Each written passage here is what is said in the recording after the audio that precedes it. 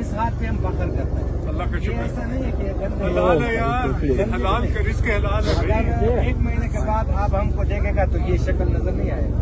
इससे ज्यादा नहीं, इससे ज्यादा खूबसूरत हो ही नहीं सकती। चले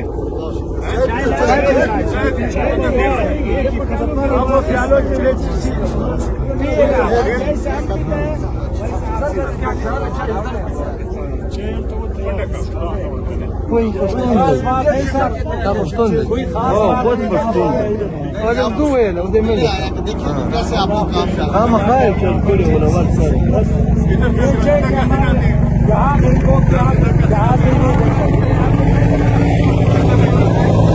यार तुम हम जैसे लोगों ने भी